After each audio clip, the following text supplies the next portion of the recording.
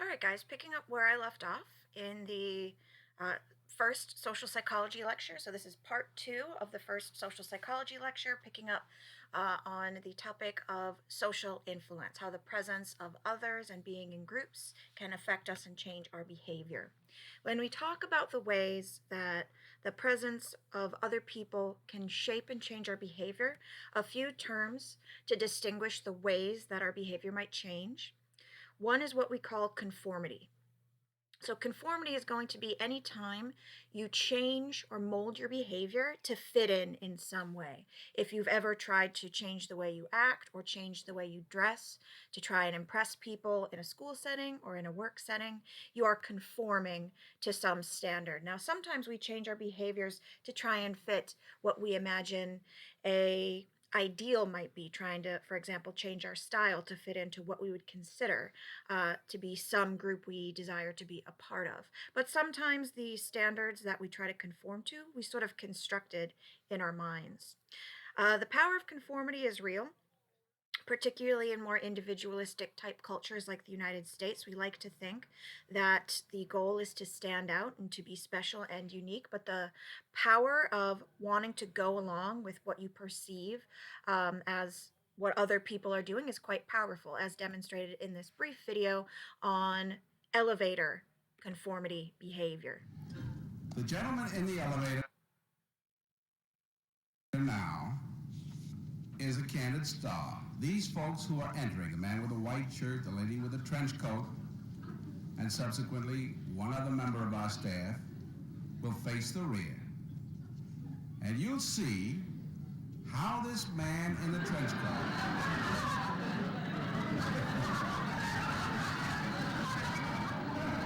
tries to maintain his individuality, but little by little,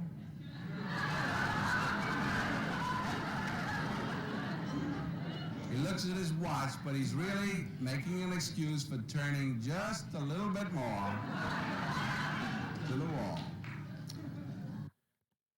So the idea is, even if it's something that might seem ridiculous, something that we know is out of the ordinary or that we don't need to do, like facing the quote unquote wrong way in an elevator, the power of wanting to go along with what everybody else is doing and to conform to what you see other people doing is a very powerful psychological influence. Norms, on the other hand, are going to be those either explicit or implicit, meaning spoken, or more unofficial rules that groups have for acceptable behaviors, values, beliefs, etc. So, if you're in a particular social friend group and there's certain things that you do, or certain things that you don't do, certain styles that you wear, those would be part and parcel of social norms. So the norms are going to vary group to group. For example, if you're part of a religious community, the norms that you have for when you're attending a religious service are likely going to be quite different from the norms when you're going out partying with your friends. So we all have different hats, different identities that we wear. All social groups tend to have some norms associated with membership in that particular group. And again, the power of being in a valued or cherished social group, the pressure to conform to the standards of that group is quite powerful. Now, then, lastly, a slightly different approach to the sway that group influences have on our behavior is this concept of obedience. So, this is distinct from conformity slightly in that it's particularly any time you're obeying a command from a perceived authority figure. So, someone is telling you what to do, be it the government that sets rules for what you legally can do, be it your parents when they raised you, taking commands from a police officer, doing something that a doctor asks you to do for your health, any of those would qualify as direct obedience. So, not all conformity is obedience. Sometimes we conform even when no one told us to. Again, we like to think, particularly in more individualistic cultures, that we're not conformists, that we do like to stand out and we do like to do our own thing. And certainly there are times that we might not conform, and certainly there are people who are not always going to conform. But there's plenty of reasons why conformity is such a powerful social force. Sometimes we look to other people to try and get information about how we should behave, particularly when situations are ambiguous. Let's say you're approaching the ticket window at, let's say, a movie theater, and you see that there's one window that nobody is lining up for, and the other window has a substantial amount of people waiting in line. You might think to yourself, well, I'm guessing that there's no people at that first ticket window because maybe there's no one working there. So you might stand in the longer line just because you're gleaning information about what likely is true by looking to the behavior of others. Now, it might be the case that people are wrong. Maybe there is someone working at that other ticket window, so sometimes the group can lead you astray. But a lot of the times they're correct, right? Why else would there be no one waiting in a open ticket window unless it was the case that maybe somebody got there first, figured out that it wasn't open, and then decided to go the open ticket window. So sometimes we get useful information about how we should behave from others. Sometimes, though, it is just the case that we really just want to fit in. We don't want to look weird, right? The guy who entered the elevator, he apparently knew that it was not normal according to his experience to face backwards in an elevator, but he entered a group of people who were all engaging in that similar behavior, and the desire to not stand out was just too powerful, and so he ended up changing what he would have typically considered to be the correct behavior to try and go along. So this is what we would term a normative social influence. So it's when you, hey, chill out. So it's when you know how to behave, but you might go against what you know to be true because you want to fit in. Come here. Come here, crazy. All right.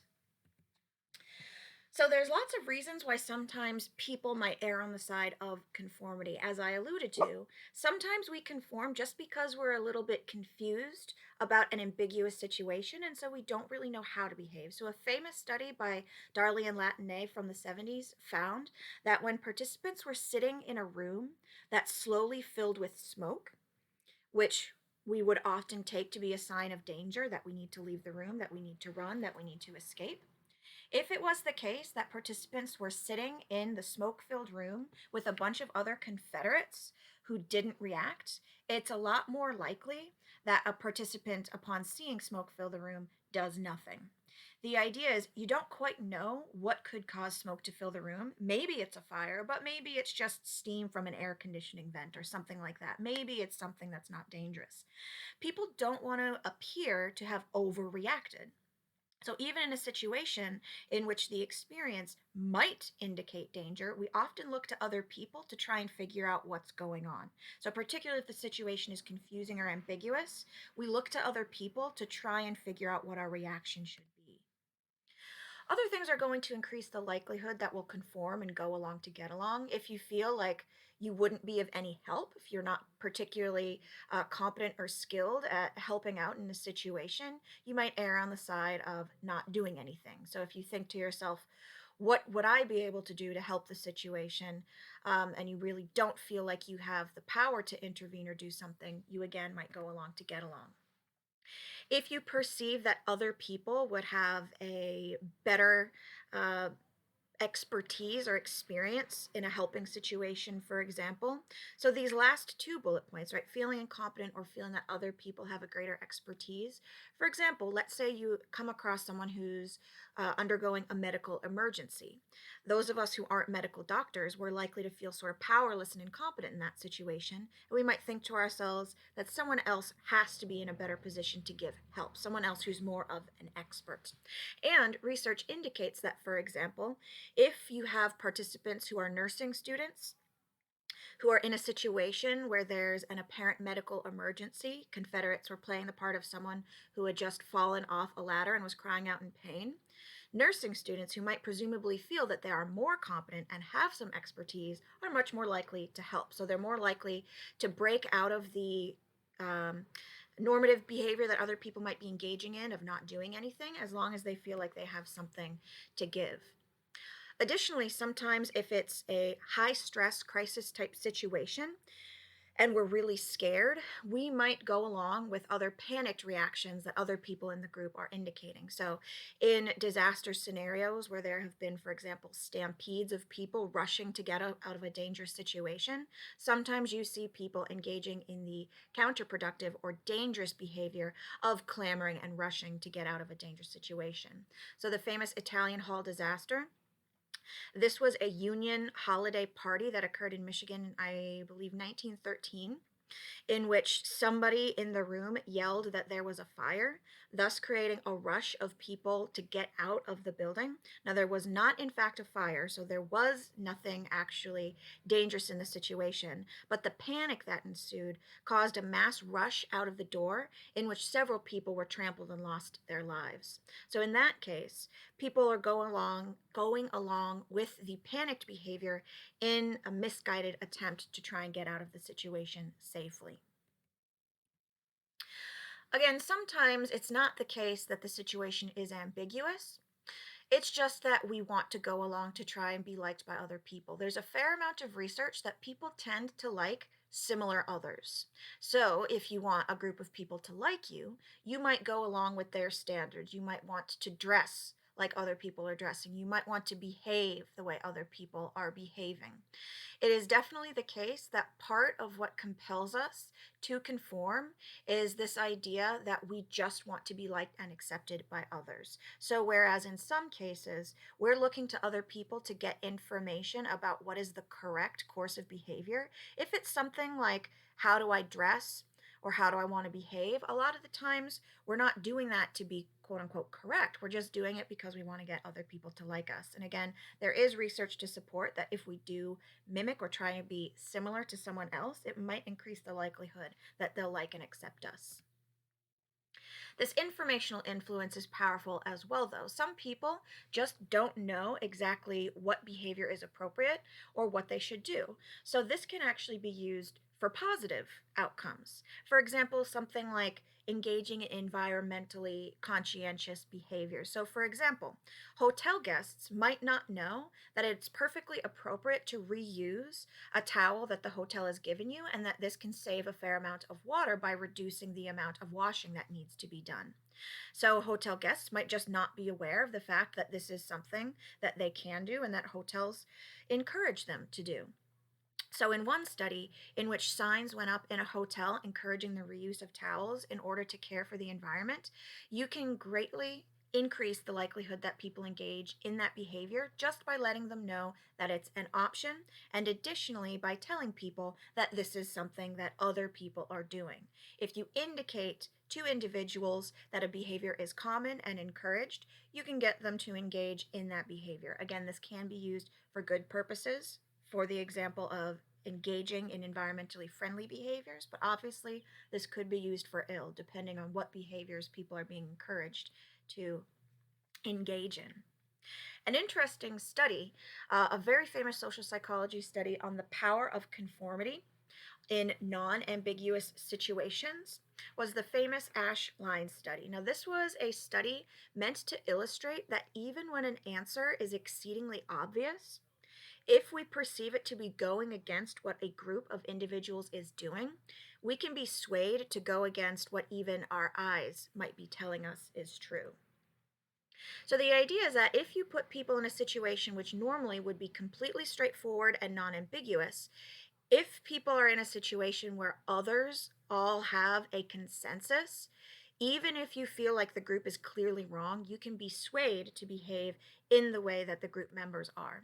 So, the basic paradigm was that the participants were told that they were doing a study on perception. So, they were basically just told to compare a series of lines.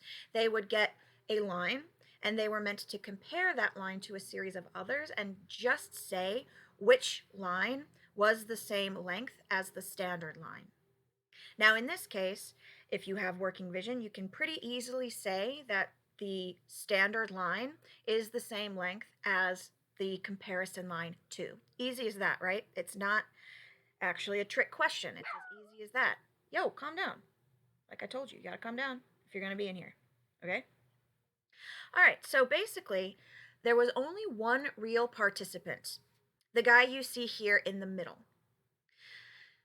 Now, before the real participant was to give his answer as to which line in the comparison lines was the same length, all of the other apparent participants gave their responses, and then one by one, all of those participants gave the incorrect response. For example, they would say that the standard line was the same length as line one, as we just looked, right? That's clearly not the case. It's clearly two, not one. Now, the real participant there in the middle was actually just in the presence of a series of Confederates. Okay, so there was only one real participant here. Everyone else was a Confederate, meaning that they knew the purpose of the study and they were only saying line one to see whether or not the real participant's behavior would change if a whole group of other people gave incorrect responses. Now, what the study found was that the majority of participants conformed at least once. So it's not that everyone conforms all the time, but most of us, when pressured, will conform at least once. And overall, participants conformed on 37% of the trials. Again, a quick video that you can watch to look at the paradigm of the study. Now, some things to note about the ASH study is that various changes in the environment and in the situation could make it more or less likely that people would conform. For example, if there's only one other person in the study with the real participant, so only one Confederate, and that one person gives an incorrect response, it's not altogether that likely that you're going to change your answer from what appears to be obviously true. It's easy for you to explain away that one other person might have their eyes deceiving them, and so you might not conform if it's just one other person doing that behavior. Now, if it's a group of 3 or 4 or 5 people, and they're all giving a similar response, even if you can clearly tell that their response appears to be incorrect, again, the power of seeing this solid consensus among other people can sway you to conform your answer, even when you can clearly see that the answer that they're giving is incorrect. So, again, this demonstrates the power of conformity. Okay, so various like I mentioned, factors about the situation can diminish or increase the likelihood that people would conform, right? The more people that are conforming, the more likely it is that you'll be swayed to go along with the group. Now, there's no real difference between having a group of 5 or greater. Once you get to a sort of a critical mass of individuals who all have a similar response, once you reach about 4 or 5 people giving the same response, it's a lot more likely that you can be swayed to conform. Additionally, if the group is unanimous in their responses, in the context of the ASH study, even one other Confederate in the group who dissented from that group conformity would make the likelihood of the real participants conforming plummet. If there's just a lone dissenter, you sort of feel like there's a validity to your viewpoint. If you're part of a group that you really admire and that you very much value your membership in that group, it's a lot more likely that you could be induced to conform with that group. If there's really clear roles and expectations, as demonstrated from the Stanford prison experiment, right, the idea that there's a certain role that you have to live up to and certain behavior that goes along with that role that you've been given, right? Again, I will caution against looking to the Stanford prison experiment uncritically, given all of the both validity and ethical issues contained. But I think other research beyond the Stanford prison experiment can also demonstrate that having a role that you're expected to live up to can greatly induce you to engage in certain behaviors and certain natural experiences, like, for example, the torture that happened at Abu Ghraib, right? The idea that once you enter a certain role, it's a lot more likely that you can be induced to go along with all of the behaviors that would be expected from someone in that role. So, obviously, this brings up the issue of obedience, right? The idea that sometimes we're being directly coerced by an authority figure to engage in a certain behavior. Now, sometimes this can be done for really awful purposes.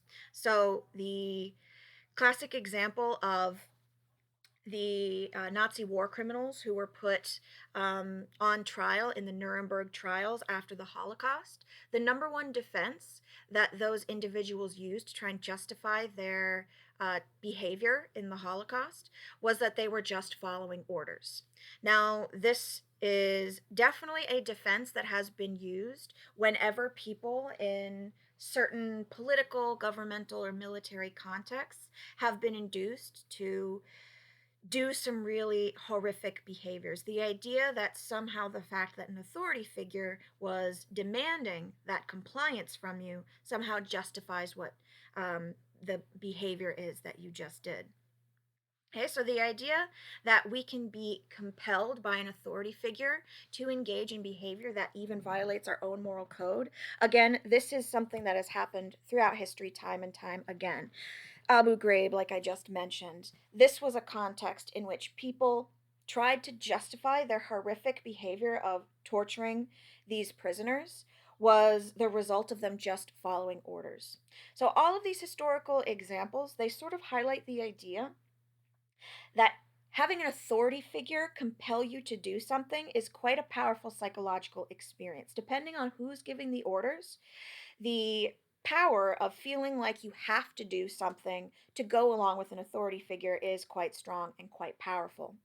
You can also see this in certain cult like behaviors that you can see. So, for example, Jim Jones of the famous Georgetown massacre, in which his cult members all went along with orders to commit suicide en masse. The idea is what could drive someone to engage in such horrifying behaviors to harm others or to harm themselves? Well, again, the power of a compelling, charismatic, or forceful authority figure, research and historical examples demonstrate time and time again that it is often psychologically very, very difficult to try and disobey an authority figure. Now, obedience is not necessarily always such a bad thing, right? Those examples obviously highlight the sort of depths to which um, obedience to an authority can drive human behavior. But at the same time, there are contexts in which obedience could be seen as a good thing. So, for example, when your parents are raising you, they're an authority figure. So, when your parents would direct you to engage in a certain behavior or do a certain thing, typically this would be, you could say, for your own good. When your parents are raising you and they try and compel you to engage in certain behaviors like brushing your teeth or going to bed or taking a bath, the idea is obedience is not always a bad thing. If it's an authority figure who you can trust and who has your best interests in mind, obedience is not wholesale going to be a bad thing. Additionally, the idea that society and government has laws in place, right? Not all laws are just, not all laws are good, but a lot of the laws that we obey are for the good of society, right? The idea that there are traffic laws and speed limits. These are things that are put in place that are meant to safeguard the collective safety of all of us.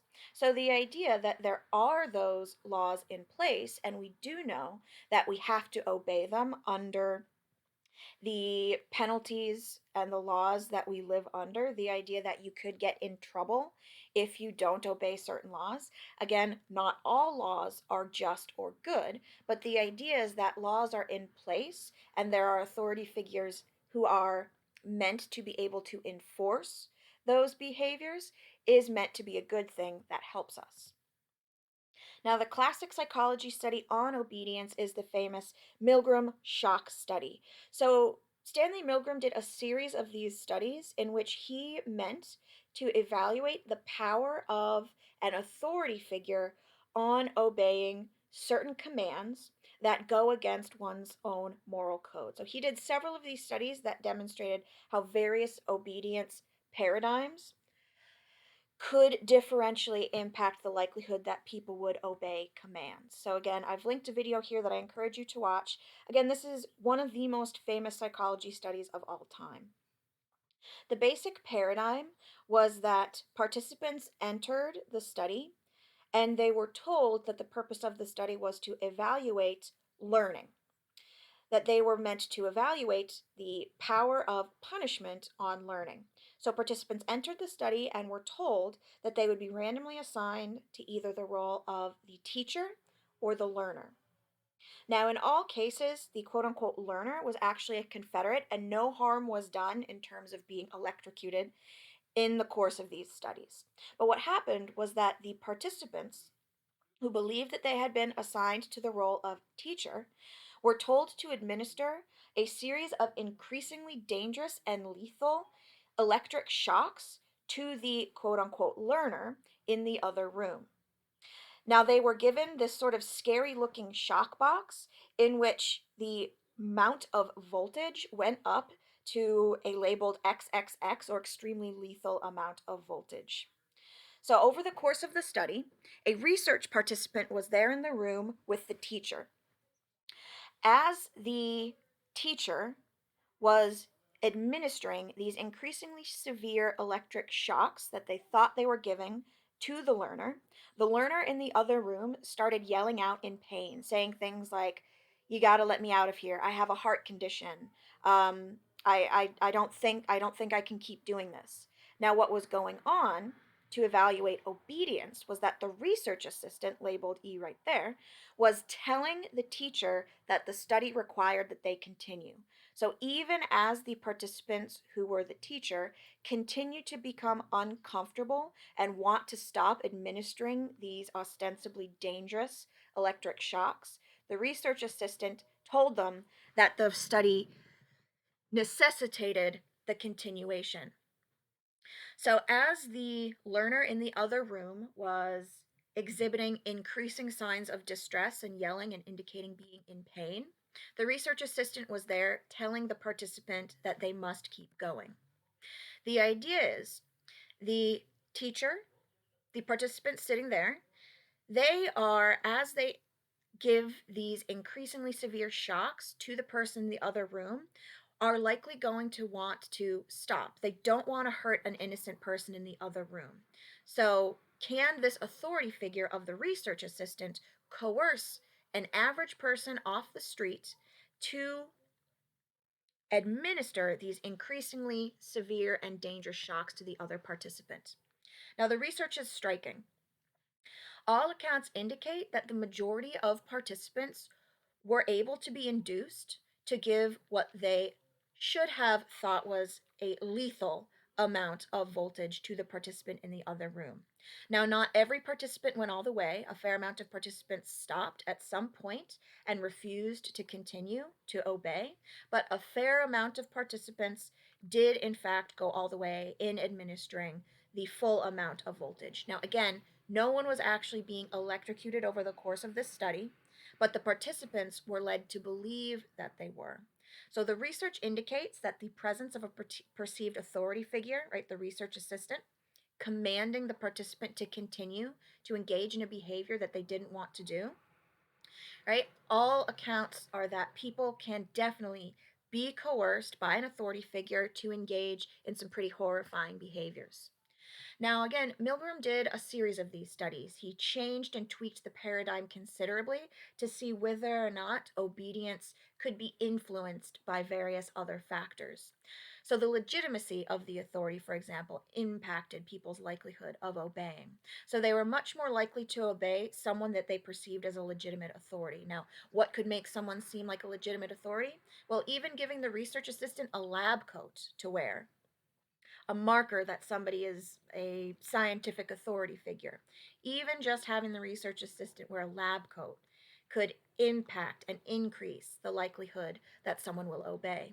The prestige of an institution, for example, when Milgram did this particular study at Yale, an elite institution, people were much more likely to obey than they would if they were at an institution that was not associated with Yale, so some random building off campus.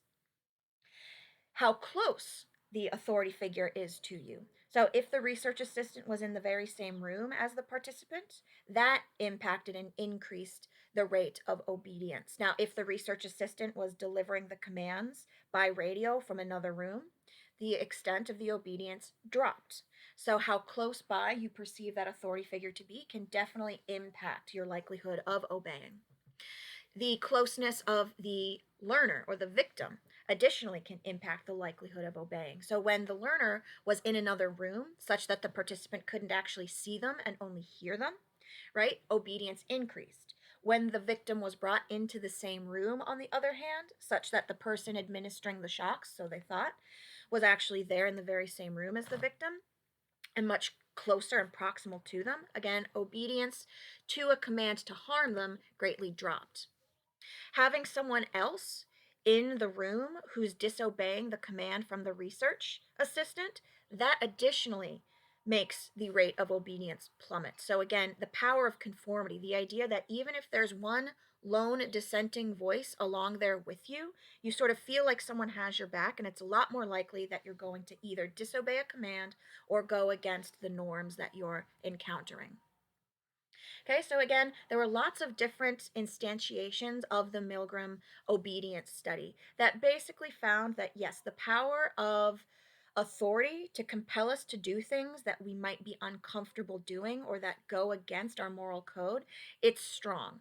But there's lots of other factors that we can change and manipulate that will increase or diminish the likelihood that people will go along and obey. So, how close the victim is to you, right? Personalizing and making more close the person who's going to be impacted by your behavior, that definitely will diminish the likelihood that you're going to do something to harm them. But other factors that increase obedience, right? The perceived legitimacy of the authority figure and the proximity of the authority figure, the presence of other people in the room who are willing to dissent along with you.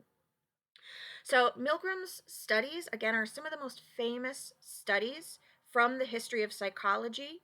And they definitely are ethically problematic. Certainly, these research studies come up when we talk about um, the extent that we can maybe distress our participants, the amount of information we can withhold from them about the true intent of the study. Now, by and large, I would say that the ethical considerations of the Milgram study are considerable, and it does belong in conversations about ethical treatment of our participants and about participants' freedom, their feeling that they're free to withdraw consent to participate in the study. But overall, the value of what Milgram's research accomplished of showing us just how powerful authority is as a factor leading to conformity and compliance is considerable. So I would say this is a study that is rightfully one of the most impactful and famous studies from the history of psychology. It certainly gives us a lot to think about in terms of what are appropriate standards of treatment for participants. So I'm going to leave it there with part two of part one, and I'll be back for the next round of social psychology lectures later today. All right, bye.